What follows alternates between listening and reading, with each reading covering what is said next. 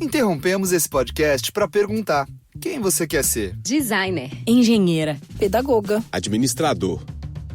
Quer saber? O Senac EAD é nota máxima no MEC. Tem cursos de diversas áreas, com conteúdo elaborado por especialistas do mercado e professores mestres e doutores. Ainda tem o Senac Carreiras, conectando estudantes a vagas de emprego em todo o país. Saiba mais em ead.senac.br/graduação.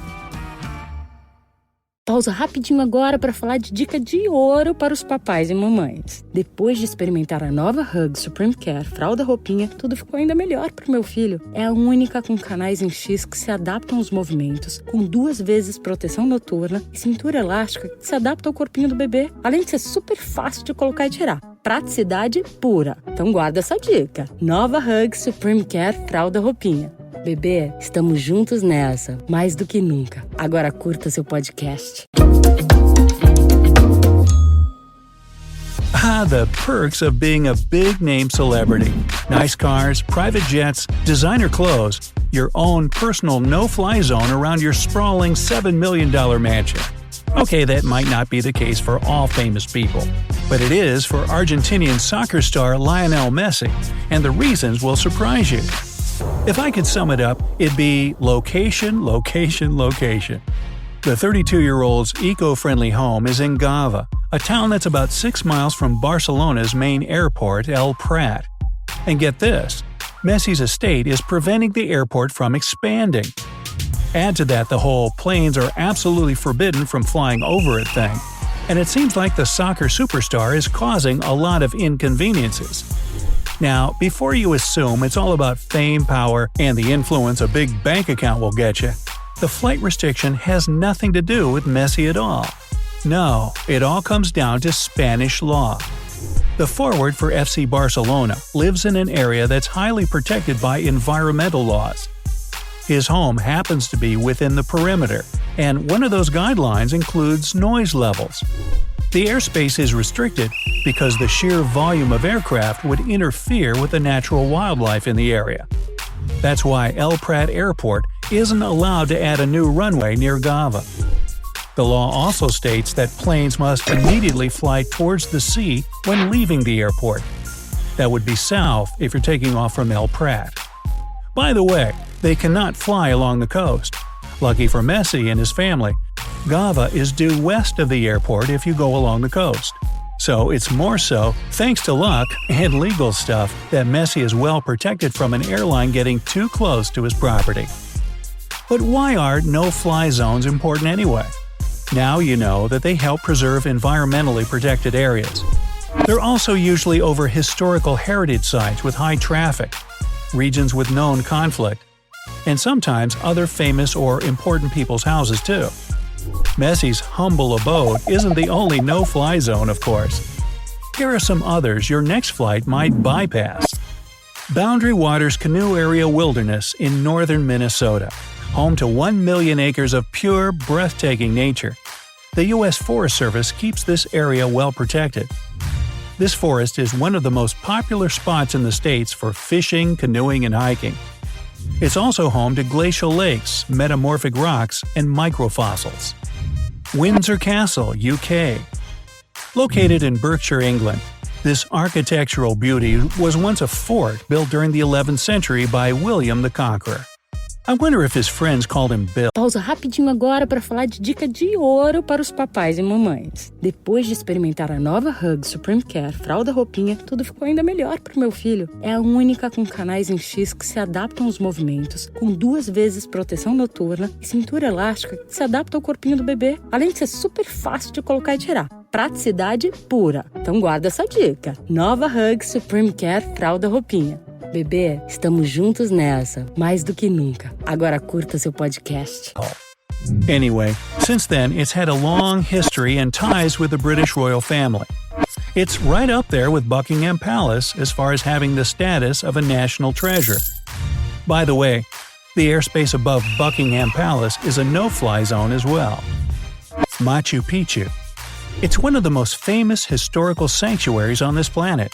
As such, Peruvian authorities can't risk disturbing the World Heritage Site or the wildlife living around it. Sure, plenty of tourists visit the ruins to learn all about the Inca Empire, but as of 2006, nobody can fly a plane over it. Tibet. You might assume it'd be the same case for this historic and culturally rich place.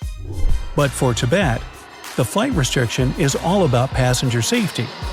The region isn't just home to the tallest mountain in the world, the mighty Everest. It's also covered in peaks. What does that have to do with planes? Well, there's a risk that the pilot won't be able to set the aircraft down somewhere between all those mountains in case of an emergency. Cuba. Any sort of foreign aircraft approaching Cuba has to get special permission ahead of time. Airlines that are allowed to fly into Cuba include JetBlue, American Airlines, and Delta Fly. The flight from New York to Havana is the most popular. Finland. This Scandinavian country holds the title for being home to the happiest people in the world. Perhaps part of the reason is that they don't have the sounds of jets keeping them up at night. Okay, the whole country isn't a no-fly zone, but certain areas are for sure. That includes the space over their nuclear power plants, and the area around their oil refinery is completely out of the question also. For as many places that have aircraft restrictions, there are some surprising ones that don't have an airport at all. Andorra. This small nation between France and Spain in the Pyrenees Mountains is the largest in the world that doesn't have an airport. It is, however, home to 3 heliports. So, if you're interested in checking out Andorra, you might need to find a helicopter first. Liechtenstein. With the 2 closest airports being 30 to 50 miles across the border in Switzerland and Germany, tourists typically take a bus or train into this microstate wedged between Austria and Switzerland. Monaco. This small Western European country also has a heliport instead of an airport. If you want to fly in by chopper, you'll be landing at the Monaco heliport in Fontvieille. I'm starting to see a theme here. European countries are so close together that many of them don't even need a big, bustling air hub. San Marino. Here's another microstate, this time found in the north of Italy. Surprise, surprise, it has its own heliport. But it also boasts a small aerodrome with a grass runway. Aerodromes are areas where aircraft activity takes place. That means, technically, all airports are aerodromes. However, not all aerodromes are legally designated as airports. So, it made my list. Vatican City. Keeping with its European counterparts, people living in the wealthiest city-state in the world would need to go to Rome for their flight. Not a major inconvenience. Vatican City is located within Rome after all. It would be an impossible feat to try to fit an actual airport anywhere there. The city-state is smaller than Disneyland. And here's another freebie. The 2 Disney park locations in the US are also no-fly zones. Finally, there's this. There's a place in France where you cannot wear trousers with zippers in the front. It's buttons only. Why? Yes, you guessed it.